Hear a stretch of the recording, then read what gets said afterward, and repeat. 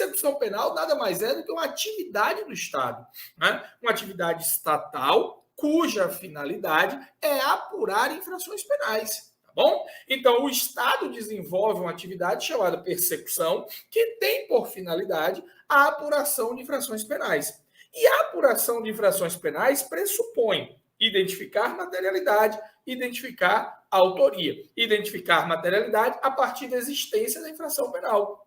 E a autoria a partir da identificação dos responsáveis envolvidos aí na infração penal. Pois bem, senhores, a persecução penal no Brasil, ela é distribuída em fases, tá? Então, em algumas etapas, basicamente 2 etapas compõem a estrutura aí da persecução penal. Nós temos uma primeira fase de natureza preliminar, ou melhor, de nomenclatura preliminar, denominada como fase preliminar, e temos uma segunda etapa chamada de fase processual, tá? O elo entre essas 2 fases, naturalmente, é a ação penal. A fase preliminar vai ser desembocada na fase processual através aí da ação penal, do manejo da ação penal. E aí nós vamos ter as 3 autoridades, cada qual com suas funções respectivas, integrantes aí do cenário da persecução penal. A primeira autoridade, o delegado de polícia,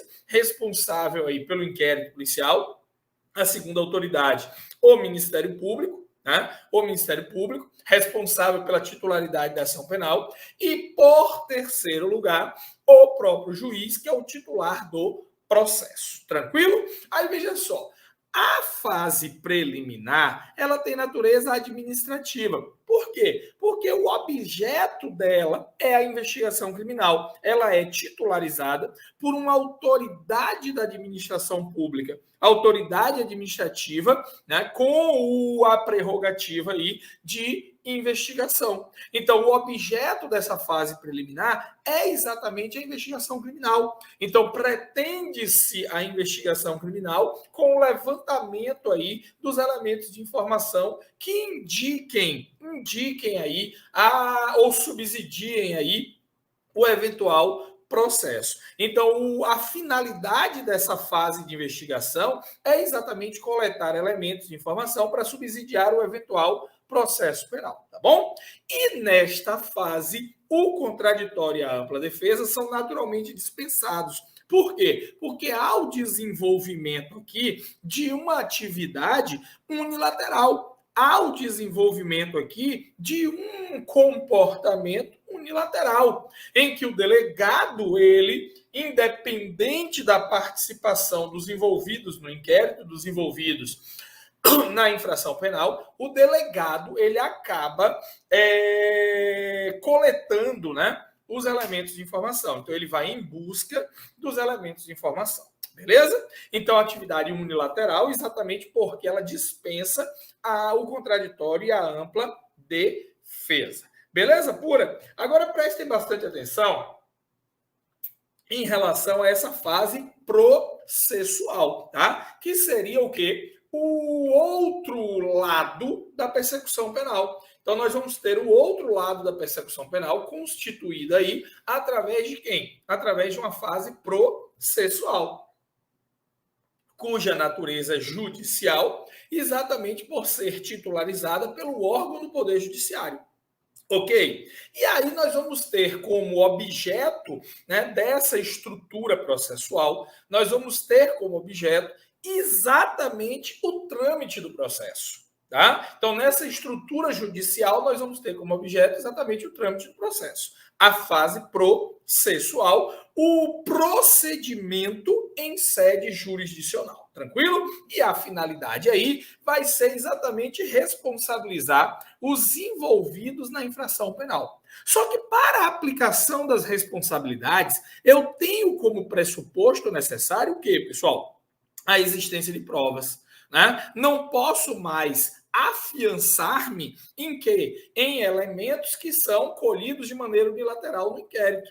Né? Então, eu não posso mais trabalhar e ter como base os elementos colhidos no inquérito. Por quê? Porque os elementos colhidos no inquérito foram coletados independente aí do contraditório da ampla defesa.